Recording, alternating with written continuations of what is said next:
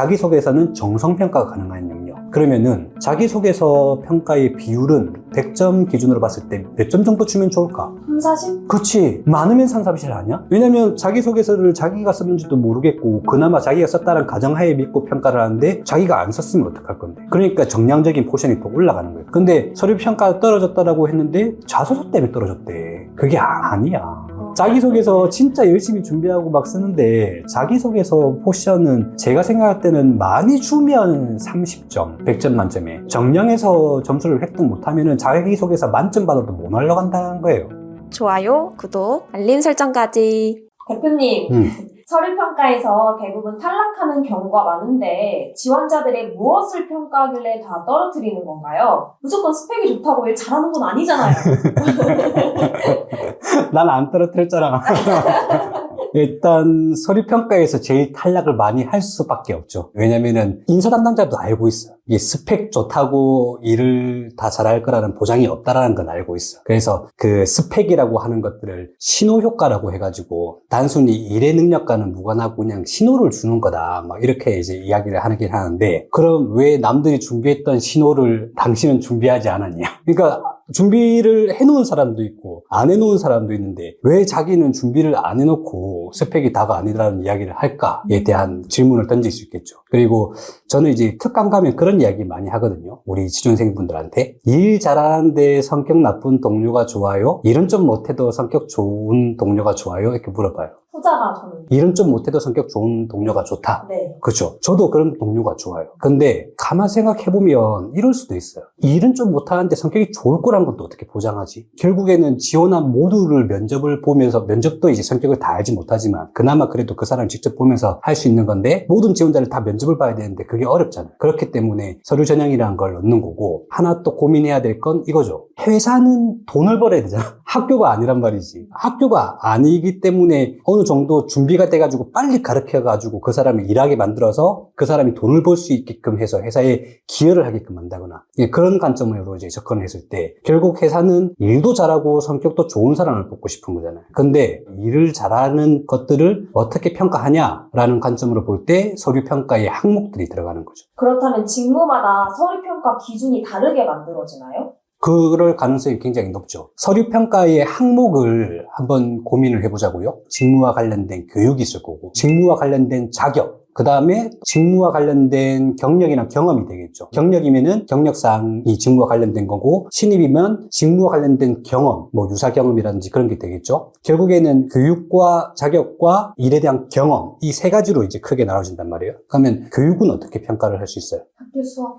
전공 평균 평점 이런 것들, 아니면은 그 직무와 관련된 과목이 있잖아요. 교양 과목 같은 것들을 빼고 직무와 관련된 과목들이 있잖아요. 그런 과목들을 들었냐 안 들었냐 가지고 직무 담당자가 볼 때는 얘가 적어도 이 지식과 관련된 건 배웠을 거야 라고 하면서 평가가 들어간단 말이에요. 그리고 평균 평점뿐만이 아니라 최근에 뭐 블라인드 채용이라든지 공공기관 채용 같은 경우에는 전공을 못 써요. 직무와 관련된 교육 과목명을 쓰거든요. 그럼 그 과목명에서 A+를 받았냐 A를 받았냐 그런 걸로 할 수 있죠. 지금 이야기한 것들은 100분위 점수화가 가능한 것들이에요. 그러면은 물어볼 수 있는 게 있죠. 그럼 학교를 못 나왔으면은 아예 거기는 지원을 못 하는 건가요? 라고 할 수 있겠죠. 지금 공공기관 채용 방식에서 보면 학교를 안 나왔어도 괜찮다. 근데 직무와 관련된 직업 훈련을 받았으면 괜찮다라고 해가지고 교육사항에서 학교 교육과 직업 교육 투 트랙으로 심사가 들어가요. 그러면은 학교 교육 같은 경우에는 2학점이 30시간, 3학점에 45시간, 1학점에 15시간 하게끔 돼 있거든요. 직무와 관련된 직업 훈련 교육을 받으면은 예전에는 뭐 16시간 이렇게 하고 하다가 최근에는 뭐 200시간, 300시간 뭐 이렇게 이제 훈련이 바뀌었어. 그러면은 학교 교육에서 받는 시간에 거의 비등할 정도로 직무와 관련된 분야만 교육을 시킨단 말이에요. 그러면 학교를 안 나왔어도 그 직업 훈련을 받은 사람들도 서류 전형에 점수를 받을 수 있게끔 교육 훈련이 지금 많이 만들어지고 있어요. 근데 뭐가 문제냐면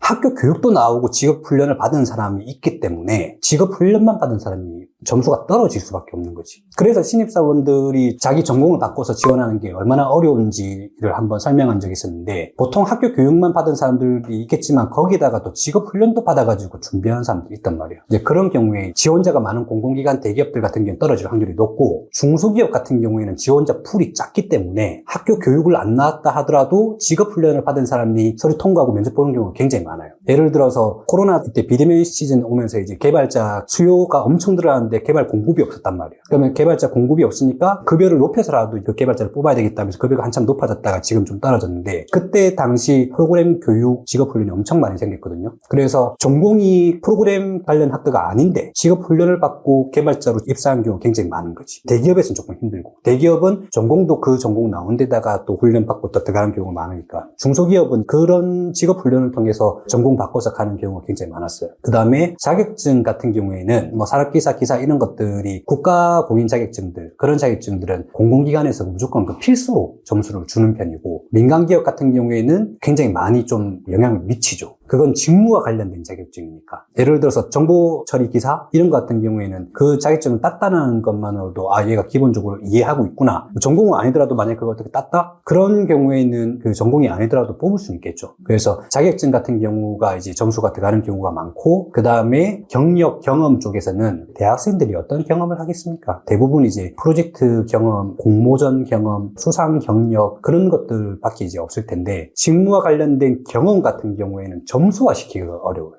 어디서 경험한 거는 몇 점 주고, 어디에서 경험한 건 몇 점 주고, 이제 이러려면은 국가와 관련된 행사나 그런 그 공모전 대회 같은 데서 했을 때는 몇 점을 준다, 뭐 이런 식으로 설정을 할 수 있겠지만, 그 공모전이라는 게 다양한 데서, 협회나 이런 데서도 하잖아요. 그렇기 때문에 반정량, 반정성 형태로 이제 평가를 하는 경우가 많아요. 결국 지금 이 내용을 요약해보면 뭐냐면, 큰 기업들은 지원자가 많기 때문에 모든 사람들을 다 필기를 본다거나 면접을 볼 수 없으니까 서류 평가라는 걸로 걸러내야 되는데, 걸러내는 방식은 점수화 시킬 수 있는 거, 그리고 어학 점수 같은 것들 있잖아요. 조직이 크면 해외 사업 진출이라든지 그런 게 이제 관련된 영역들이 많기 때문에 얘가 언제 또 해외 사업 부서로 갈지도 모르니까 어학 점수 같은 것들을 또 정량화 시켜가지고 또 넣는단 말이에요. 봉사활동 같은 경우도 점수를 넣긴 한데 지금은 그렇게 또 안 넣는 것 같아. 구라로 치는 게 엄청 많아가지고, 예전에는 그거 다 증빙된 것들만 점수 주고 막 그렇게 했는데 지금은 또 그게 또 빠진던 추세가 있는 것 같고, 제가 생각했을 때는 큰 기업들 같은 경우에는 100분이 절안할 수 있는 항목들에 대한 값들을 많이 준비해놔야만 통과가 되는 거고, 중소기업 같은 경우에는 서류평가가 좀 달라요. 큰 기업들은 서류평가는 이력서를 집어넣는 순간 100분이 전환이 되기 때문에 점수가 다 나와요. 그걸로 떨어지는 게 굉장히 많기 때문에 지원자가 많은 곳은 그만큼 많이 떨어지게 되는 거고, 중소기업 서류평가 같은 경우에는 앞에 이제 그 종이 이력서 있으면은 이렇게 딱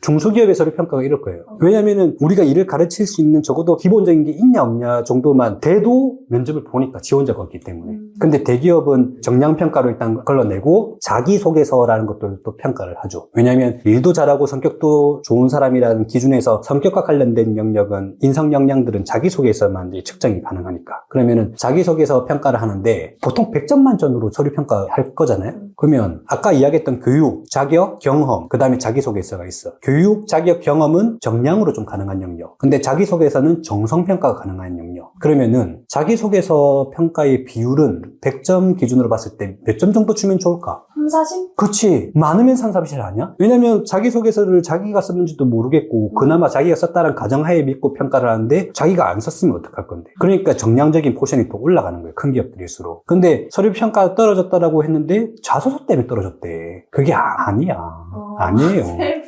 네. 자기소개서 진짜 열심히 준비하고 막 쓰는데 자기소개서 포션은 제가 생각할 때는 많이 주면 30점, 100점 만점에. 정량에서 점수를 획득 못하면은 자기소개서 만점 받아도 못 올라간다는 거예요. 그래서 이제 만약에 자기가 좀 놀았다, 그럼 빨리라도 직업훈련을 받고 자격증 하나라도 더 따라라고 하는 게 그런 이유 때문인 거고, 자기소개서 비중은 평균적으로 20%? 그 정도 줄 수 있을 것 같아요. 좋아요, 구독, 알림 설정까지. 근데 아까 직무마다 다르냐는 질문을 하셨잖아요. 이제 그게 여기서 자기소개서 비중이 바뀌는 거야. 예를 들어서 교육을 받은 사람과 안 받은 사람의 차이가 큰 영역은 인문계, 이공계 중에 어디 쪽 영역일까? 이공계가 조금 더 크죠. 그럴 가능성이 높잖아요. 인문계도 물론 이제 많은 공부를 하지만 그 기술적인 일을 할 때 기본 지식이라든지 기술이 없어버리면 안 되는 영역이 이공계 영역이란 말이야. 이공계 영역 같은 경우에는 아까 이야기했던 정량, 교육, 자격, 경험에 대한 포션이 조금 더 커지고 자기소개서에 대한 그 비중이 좀 줄어들 거고, 인문계 영역, 경영학과도 갈 수 있고 행정학과도 인문학과도 갈 수 있고 철학과도 갈 수 있고 뭐 영어 영문학과 국문학과도 갈 수 있고 그렇잖아요. 그거를 어떤 특별한 기준에 의해서 점수화 시킨다라는 것들이 어렵다라는 걸 우리 안다고, 인사 담당자들은. 그러니까 정량을 뭐 많이 빼면 한 50%까지 빼는 거지. 학교의 그런 그 성실도 측면에서 평균 평점이나 그런 걸로 좀 줄여가지고 서류 평가를 하게 되고, 그 다음에 자기소개서에서 우리가 뽑고 싶은 의도된 질문들을 넣고 거기에 대한 질문의 답변을 이제 우리가 측정하고 판단하면서 면접에 봐야 될지 안 봐야 될지 결정을 한다고. 그러니까 직무마다 이제 다르게 되는 거죠. 그래서 약간 기술직 이공계 쪽이라고 한다면 교육, 자격, 경험 이런 것들은 진짜 많이 쌓아놔야 되고, 인문계 쪽이라고 한다면은 점수화 시킬 수 있는 영역에서 일단 올려놔야 되니까 그건 노력하지만, 그게 아니면 자기소개서 좀 신경을 쓸 필요는 있죠. 다양한 경험을 많이 하긴 해야 돼. 자기소개서를 그렇게 쓰려면.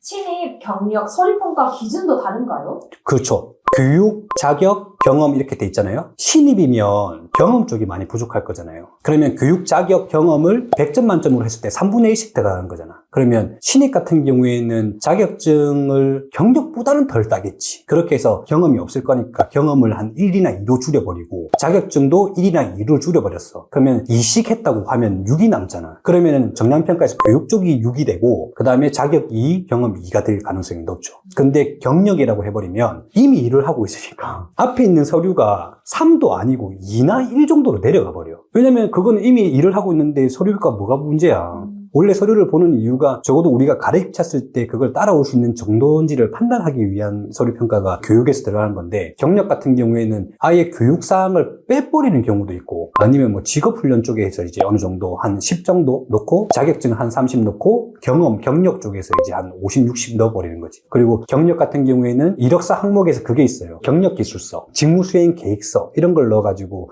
자기가 이전에 어떤 성과를 냈는지, 우리 쪽에 온다고 했을 때 어떤 성과를 낼지를 이제 작성하게 해서 그걸 자기소개서처럼 평가를 한다고. 경력자도 자기 경험 같은 거를 정리할 필요가 있겠네요. 그럼요. 왜냐면은 자기의 경력을 정리한다라는 건 성공한 경험들 있잖아요. 성과 낸 경험들. 그런 것들을 많이 만들어야 돼. 그러니까 회사가 짜증나서 그만둔다 하더라도 조금만 기다렸다가 성과 내고 그만두라고. 왜냐면 딴 데 이력서 쓸 때 있어야 되니까. 그렇다면 서류 접수할 때 지원자들이 자주 실수하는 것은 무엇이 있나요? 서류 접수를 할 때 아까 정량평가, 정성평가 이야기 했잖아요. 그러면 교육, 자격, 경험과 관련된 영역들은 정량평가고 그걸 이력사항이라고 해요. 근데 이력사항은 수정을 할 수 있어요? 못해요? 예를 들어서 학점을 바꿀 수 있어? 없죠. 그러면 토익 점수 바꿀 수 있어? 다시 보면 가능하겠지만 지금 당장은 없죠. 그러면 경력 기간을 바꿀 수 있어? 안 되죠. 그렇기 때문에 이력사항은 정해진 값이에요. 근데 정해진 값이기 때문에 그걸 정량화해가지고 서류 평가를 한다고요. 근데 잘못 적었네? 경력 기간이 뭐 2020년 1월부터 2023년 12월까지인데 실수로 2019년부터 썼다. 그럼 1년을 플러스 친 거잖아? 근데 서류 평가에서 그 점수가 들어갔었는데 만약에 그게 아니니까 나중에 확인했다. 경력 증빙할 때. 그러면은 그 사람은 떨어뜨려야 될 것 같아요. 아니면은